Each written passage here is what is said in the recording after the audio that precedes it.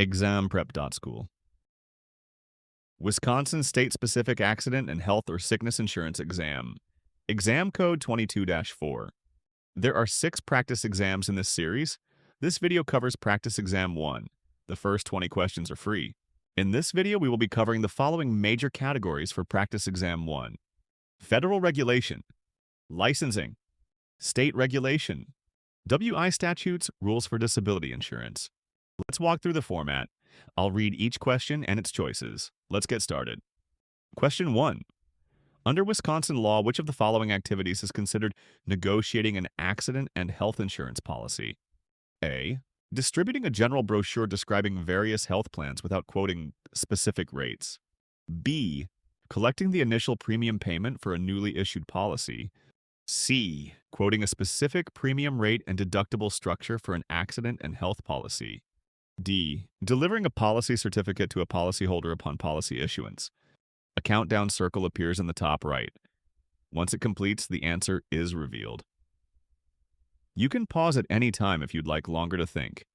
If you'd like additional practice covering more topics, see the description for our book.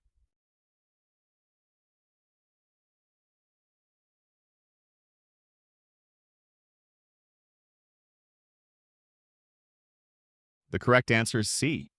The correct answer is quoting a specific premium rate and deductible structure, because negotiation involves discussion and determination of policy terms and pricing with a client under Wisconsin law. Reason A is not correct. Providing general brochures without policy-specific rate quotes is marketing or solicitation, not negotiation of policy terms. Reason B is not correct. Collecting premiums occurs after policy issuance and does not involve negotiating terms or conditions of coverage. Reason D is not correct. Delivering the policy certificate is an administrative post-issuance task, rather than negotiating policy terms. Question 2. A consultant in Wisconsin provides clients with out-of-pocket cost estimates for accident and health policies, forwards completed applications to insurers, negotiates policy terms on clients' behalf, and charges an hourly fee. Under Wisconsin law, which of the consultant's activities most clearly constitutes acting as an insurance intermediary? A. Providing clients with out-of-pocket cost estimates for accident and health policies. B. Forwarding clients' completed policy applications to insurers without advising on coverage. C. Charging an hourly consulting fee for reviewing insurance options. D. Negotiating policy terms with insurers on behalf of clients.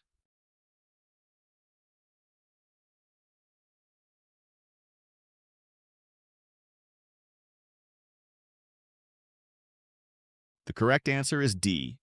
Negotiating policy terms with insurers on behalf of clients constitutes acting as an insurance intermediary, because Wisconsin law defines intermediaries as those who sell, solicit, or negotiate insurance for compensation.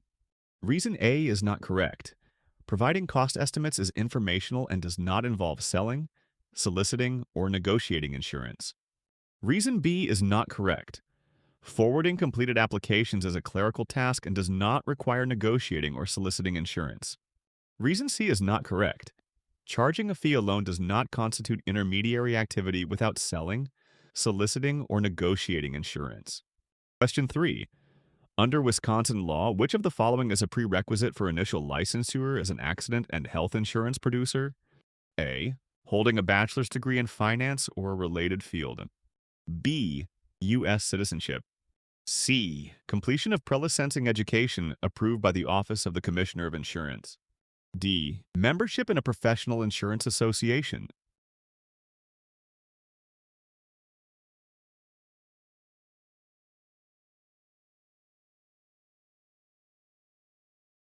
The correct answer is C. The correct answer is completion of OCI-approved pre-licensing education, which is specifically required before taking the licensing exam. None of the other options are statutory prerequisites. Reason A is not correct. Having a bachelor's degree is not a licensing requirement. Education focus is on pre-licensing courses, not degree attainment. Reason B is not correct. Being a U.S. citizen is not required as long as the applicant is lawfully present and authorized to work in the U.S. Reason D is not correct. Joining a professional association is voluntary and not mandated by Wisconsin insurance statutes. Question 4. Which statement accurately describes the fingerprinting requirement for initial accident and health producer applicants in Wisconsin? A. Only non-resident applicants must submit fingerprints to the OCI for criminal background checks. B. Fingerprint submissions are required for both initial licensing and every renewal cycle. C. Initial license applicants must submit fingerprint cards for an FBI criminal background check. D. Fingerprinting is optional for applicants with 5 years of licensure in other states.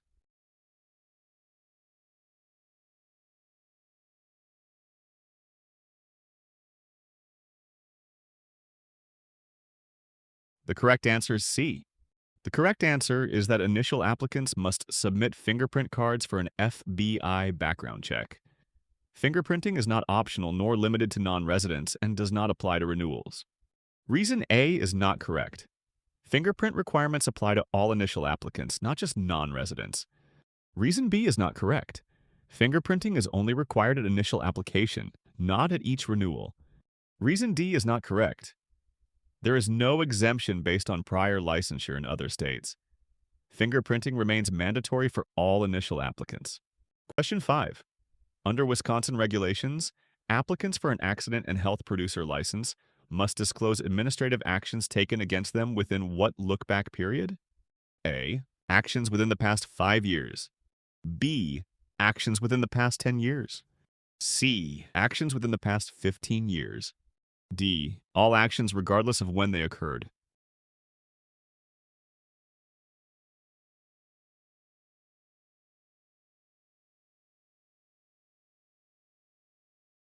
The correct answer is B. The correct disclosure period is administrative actions occurring within the past 10 years. Neither shorter nor unlimited look-back periods match the statutory requirement. Reason A is not correct. 5 years is too short. The statute requires disclosure of actions up to 10 years prior. Reason C is not correct. 15 years exceeds the statute's 10-year look-back requirement. Reason D is not correct. The requirement is limited to the last 10 years, not all past actions. Question 6. Lisa's Wisconsin accident and health producer license expires on October 15, 2023. Under state renewal timing rules, she may file her renewal application up to 120 days before expiration. On what date can she first submit her renewal application? A. June 17, 2023. B. June 16, 2023. C. June 15, 2023. D. July 17, 2023.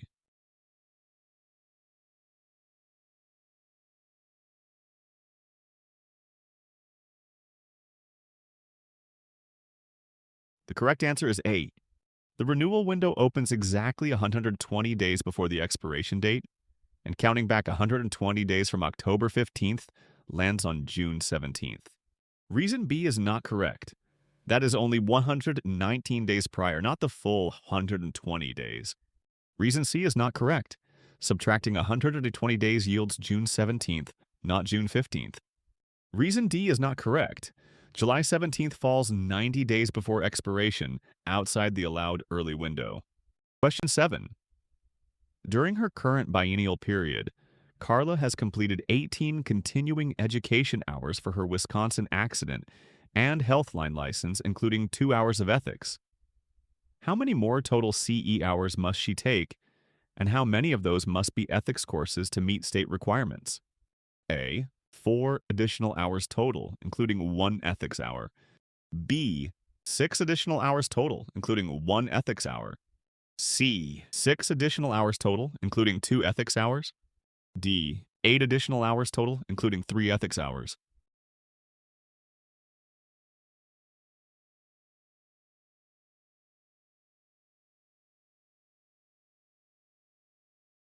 The correct answer is B. Wisconsin requires 24 total CE hours biennially with 3 inches ethics. Carla needs 6 more hours overall and 1 additional ethics hour. Reason A is not correct. That totals only 22 hours below the 24-hour requirement. Reason C is not correct. That would give 4 ethics hours exceeding the 3-hour ethics mandate. Reason D is not correct. That totals 26 hours exceeding the statewide 24-hour requirement. Question 8. Which of the following is a statutory ground under Wisconsin law for the Office of the Commissioner of Insurance to deny a producer license application? A. Failing to pay court-ordered child support. B. Defaulting on a private education loan. C. Being indicted for a felony without a subsequent conviction. D. Receiving a minor traffic violation citation.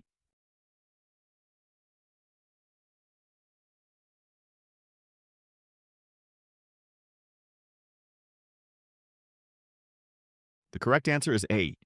The correct answer is failing to pay court-ordered child support because Wisconsin statute section 626.1751 explicitly authorizes the OCI to deny a producer license on that ground. None of the other events are listed among the statutory denial criteria. Reason B is not correct. Only defaults on state-guaranteed loans are considered. Private education loans are not addressed in the denial provisions. Reason C is not correct.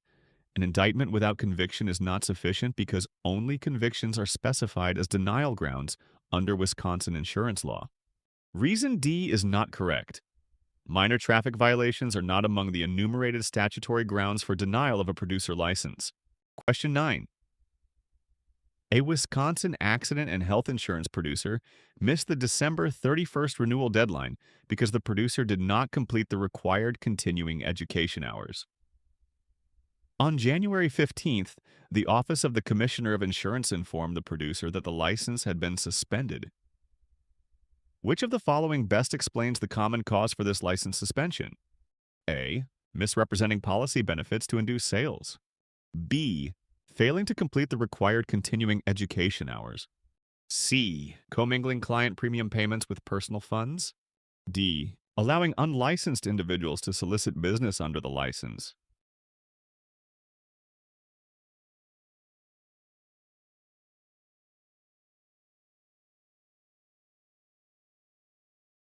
The correct answer is B. The correct answer is based on Wisconsin law that automatically suspends a producer's license when the required continuing education hours are not completed and submitted by the renewal deadline. Reason A is not correct. Although misrepresentation is a serious violation, it more commonly leads to fines or revocation than to an automatic renewal suspension. Reason C is not correct. Commingling premium payments typically results in disciplinary action or revocation rather than an automatic license suspension for non-renewal. Reason D is not correct. Permitting unlicensed individuals to solicit business breaches producer appointment rules, but is not the most common cause of an automatic renewal suspension. Question 10. Under Wisconsin Statute Section 601.42, which of the following is an explicit power granted to the Office of the Commissioner of Insurance in overseeing the health insurance market? A. Approve health insurance premium rate filings without performing a required actuarial review. B. Impose federal penalties on insurers for violations of federal health privacy regulations under HIPAA. C. Conduct market conduct examinations to assess insurer compliance with state insurance laws. D. Mediate disputes between healthcare providers and policyholders regarding claim denials and coverage disagreements.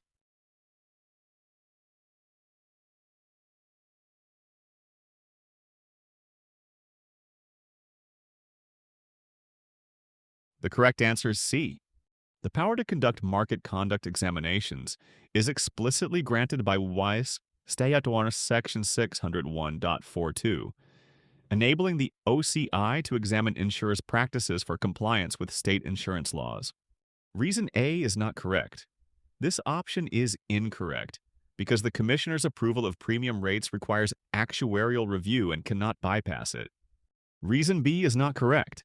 This is incorrect because imposing federal penalties for privacy violations falls under federal agencies, not the state OCI. Reason D is not correct. This is incorrect because the OCI does not mediate individual claim disputes between providers and policyholders. Question 11. An investigation by the Wisconsin Office of the Commissioner of Insurance OCI finds that Acme Health Services repeatedly advertises that its accident and health policy covers all pre-existing conditions without any waiting period. Despite written warnings citing misrepresentation of benefits, the insurer continues the practice. What action may OCI take immediately to prevent further misrepresentations before holding a formal hearing? A. Place the insurer under a rehabilitator's control for solvency concerns. B. Revoke the insurer's certificate of authority without additional notice. C. Petition a circuit court for injunctive relief prior to an administrative hearing. D. Issue a cease and desist order prohibiting the specific advertising practice pending further proceedings.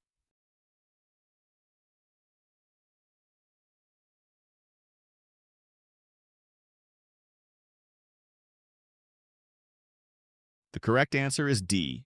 This option is correct because Wisconsin OCI has statutory authority to issue an immediate cease and desist order when an insurer continues to violate rules on misrepresentation pending a full administrative hearing. Reason A is not correct. Rehabilitation is authorized for impaired insurers, not for advertising violations without solvency issues. Reason B is not correct. Revoke the certificate of authority without hearing is impermissible. Revocation requires separate proceedings and standards. Reason C is not correct. OCI does not need to go to circuit court first. It may use administrative cease and desist authority directly. Question 12. New Horizons Insurance receives a formal statement of charges and notice of hearing from Wisconsin. OCI alleging unfair claim settlement practices. Under Wisconsin's Administrative Procedure Act and OCI rules governing enforcement hearings, which procedural right must OCI grant to the insurer's designated representative at the administrative hearing? A. The right to request a jury trial on disputed factual issues. B. The right to subpoena witnesses and relevant documents to appear at the hearing. C. The right to demand issuance of a final order within 7 days after the hearing. D. The right to have all proceedings closed to the public upon request.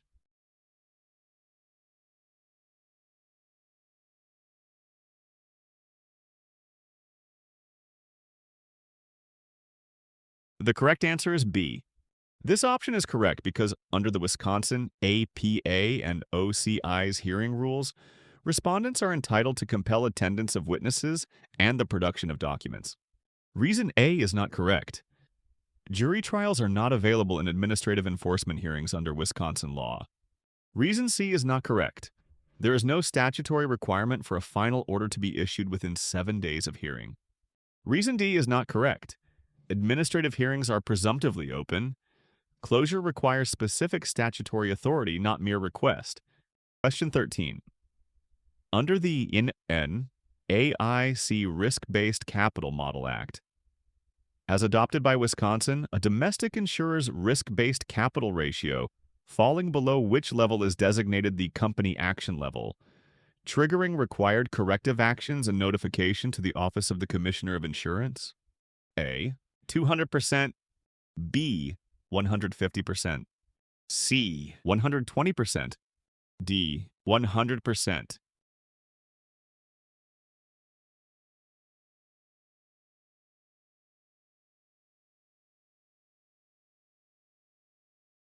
The correct answer is A. The company action level under the NAICRBC Model Act is set at 200%, at which point insurers must take corrective actions and notify the regulator. Reason B is not correct. A ratio of 150% corresponds to the authorized control level, which is below the company action level. Reason C is not correct. A ratio of 120% is not a standard RBC threshold under the NAIC model for company action or control levels. Reason D is not correct. A ratio of 100% represents the minimum or mandatory control level, not the company action level. Question 14. A Wisconsin-based insurer is preparing to launch a revised individual accident and health policy form with significant terminology updates. Under Wisconsin law, when must the insurer file this form and secure approval from the Office of the Commissioner of Insurance, OCI? A. File within 30 days after its first use without prior OCI approval. B. Question 82. Under insurers' classifications of loss, which of the following scenarios best illustrates an indirect loss rather than a direct loss? C. File within 60 days before use without requiring OCI approval. D. File at least 30 days before first use and receive OCI approval before issuing the policy.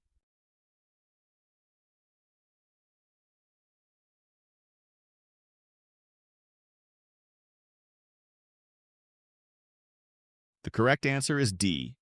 The correct answer is that the form must be filed at least 30 days before first use and must receive OCI approval before it can be issued, consistent with Wisconsin's prior approval requirement for accident and health policy forms.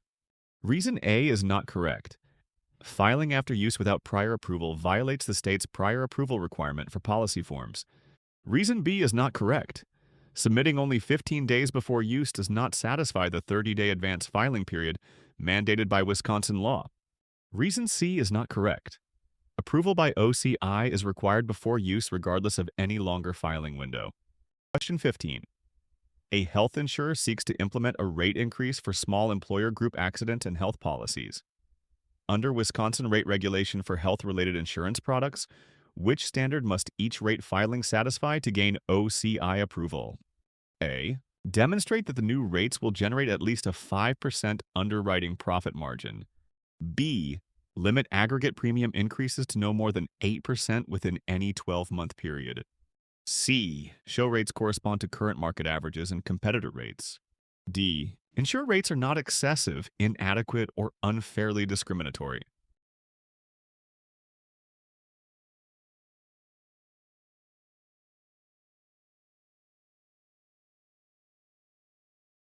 The correct answer is D. The correct answer is that Wisconsin requires rate filings to ensure that rates are not excessive, inadequate, or unfairly discriminatory, reflecting the state's actuarial soundness and consumer protection standards. Reason A is not correct. Requiring a specific profit margin is not part of the statutory standards for rate approval in Wisconsin. Reason B is not correct. Wisconsin law does not impose a fixed annual cap on aggregate premium increases for health products. Reason C is not correct. Comparing to market averages is not a criterion for ensuring adequacy or fairness under state regulation. Question 16. According to Wisconsin regulations, how long does a producer have after receiving insurance premiums before depositing them into a separate fiduciary trust account? A. Within 30 calendar days of receipt. B. Within 5 business days of receipt. C. Within 60 calendar days of receipt. D. Within 90 calendar days of receipt.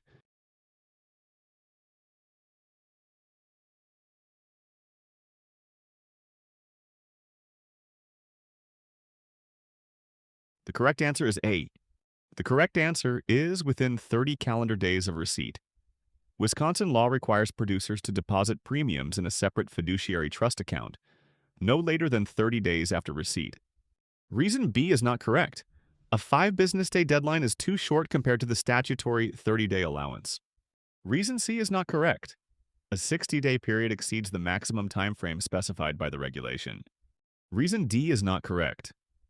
A 90-day period greatly exceeds the required deposit interval under Wisconsin law. Question 17. A Wisconsin licensed producer collects premiums for multiple accident and health policies and places the funds in the operating account.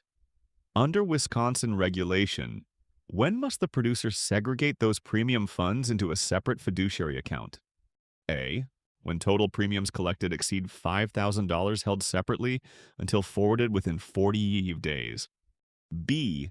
Immediately upon receipt and maintained in a separate fiduciary account until forwarded to the insurer no later than 30 days from receipt. C. Only if premiums are retained more than 60 days, then segregated and forwarded within 30 days. D. At the end of the month in which they are received and deposited to the insurer within 90 days.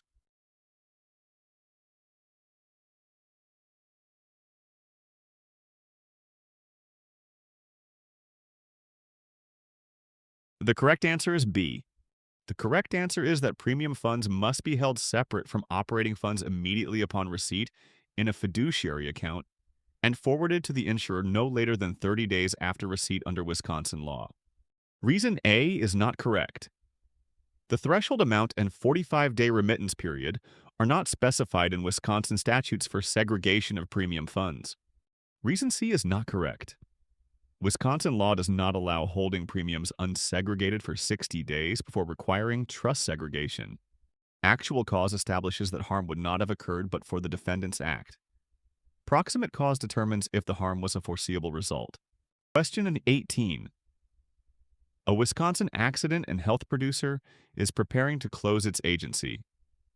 Under Wisconsin regulation, how long must its business records, including policy applications and premium receipts, be retained following termination of agency operations? A. 3 years from the date of termination. B. 5 years from the date of termination. C. 7 years from the date of termination. D. 10 years from the date of termination.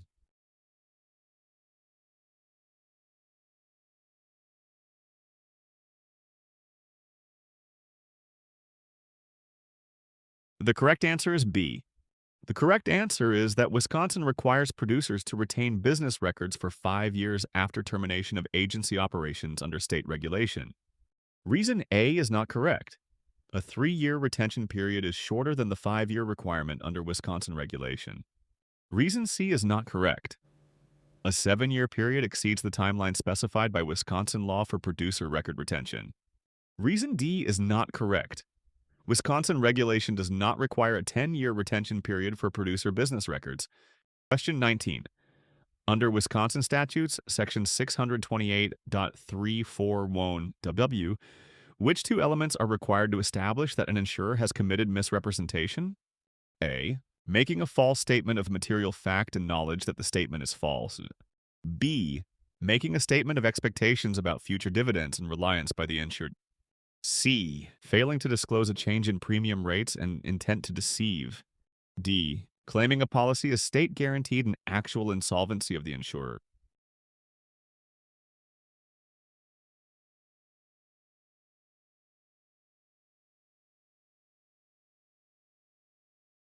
The correct answer is A.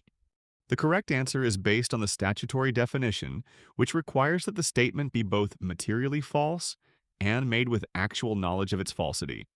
Reason B is not correct. Expectations about future dividends and insured reliance are not part of the statutory misrepresentation elements. Reason C is not correct. Non-disclosure of premium changes and intent to deceive do not satisfy the material fact and knowledge requirements. Reason D is not correct. Misstatements about guarantee status and insolvency do not align with the specific elements of misrepresentation in the statute. Question 20. An insurance producer offers new purchasers of a Wisconsin accident and health policy a free gym membership voucher valued at $120 per year, hoping to attract business. No mention of this voucher appears in the policy contract or summary. A competitor files a complaint claiming a violation of the state's rebating rules. According to Wisconsin regulation, this practice is A. Permitted if the voucher value does not exceed $150 annually. B. Allowed if the inducement is disclosed in the policy's marketing materials. C. Prohibited as an illegal rebate or inducement. D. Permissible when offered uniformly to all policyholders.